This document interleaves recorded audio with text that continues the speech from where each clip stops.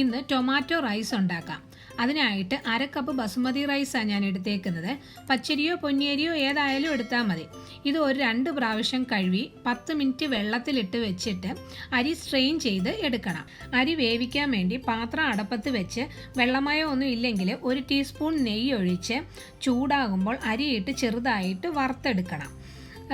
അതായത് നമ്മൾ ബിരിയാണിയൊക്കെ വെക്കാൻ നേരത്ത് ചോറ് വേവിക്കുന്നത് പോലെ. 5 മിനിറ്റ് വറുത്തതിന് ശേഷം 1 കപ്പ് തിളച്ച വെള്ളം ഒഴിച്ച് ഇനി തീ ഏറ്റവും സിമ്മിലാക്കിയിട്ട് സ്വല്പം ഉപ്പും ഇട്ട് അടച്ചു വെച്ച് വേവിക്കാം. അഥവാ നെയ്യൊക്കെ ഉപയോഗിക്കാൻ ഇഷ്ടമല്ലാത്തവരാണെങ്കിൽ ഒരു പാത്രത്തിൽ 1 കപ്പ് വെള്ളം ഒഴിച്ച് തിളയ്ക്കുമ്പോൾ ഈ അരി ഇട്ട് കൊടുത്താലും മതി. നല്ലതുപോലെ വെന്ത് പോവരുത്, അപ്പോൾ നെയ്യ് ഉപയോഗിക്കണ്ടല്ലോ. വെള്ളമൊക്കെ വറ്റി ചോറ് വെന്ത് കഴിയുമ്പോൾ വേറൊരു പാത്രത്തിലേക്ക് മാറ്റാം. മസാല ഉണ്ടാക്കാൻ വേണ്ടി ഈ പാത്രം തന്നെ എടുത്തിട്ട് ചൂടാക്കി അതിലേക്ക് 1 ടീസ്പൂൺ നെയ്യ്, എണ്ണയായാലും മതി, ഒഴിച്ച് ചൂടാവുമ്പോൾ 3/4 ടീസ്പൂൺ കടുകിട്ട് കടുക് പൊട്ടിക്കഴിയുമ്പം 1/2 ടീസ്പൂൺ ജീരകം, 1 ടീസ്പൂൺ കടലപ്പരിപ്പ്, ഉഴുന്നുപരിപ്പ് വേണമെങ്കിലും ഇടാം.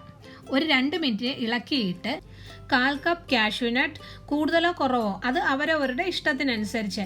കാഷ്യൂനട്ട് ചെറുതായിട്ട് ബ്രൗൺ കളർ ആകുമ്പം 1 ടേബിൾ സ്പൂൺ ഇഞ്ചി, 4 പച്ചമുളക്, 1 സ്ട്രിംഗ് കറിവേപ്പില, ഇതെല്ലാം കൂടി ഒരു 2 മിനിറ്റ് ഇളക്കിയതിന് ശേഷം ഒരു മീഡിയം ടൈപ്പ് സവാള ഒത്തിരി ഫ്രൈ ആകണ്ട, ആവശ്യത്തിന് ഉപ്പ് ഒഴിച്ച് ചെറുതായിട്ട് വാടിക്കഴിയുമ്പം സ്വല്പം ഒരു 2 പിഞ്ച് കായം ഇട്ട് ഇളക്കിയിട്ട് ഒരു 2 തക്കാളിയും ഇട്ട് തക്കാളി നല്ലതുപോലെ ഉടഞ്ഞു ചേരണം. അടച്ചു വെച്ച് നല്ലതുപോലെ വേവിച്ചെടുക്കാം. ഇടയ്ക്ക് ഇളക്കി കൊടുക്കണം. തക്കാളി ഒന്ന് വഴന്നു കഴിയുമ്പം ഇതിലേക്ക് 1 ടീസ്പൂൺ മുളക് പൊടി, 1 പിഞ്ച് ഗരം മസാല, കൂടി പോവരുത്, കൂടിപ്പോയാൽ കൊള്ളത്തില്ല. ഉപ്പ് വേണമെന്ന് നോക്കിയിട്ട് ഉപ്പും ഇടണം. ചോറിന് ഉപ്പ് ഇട്ടിട്ടുണ്ട്, ഇതിന് വേണ്ടുന്നത് ഇട്ടാൽ മതി.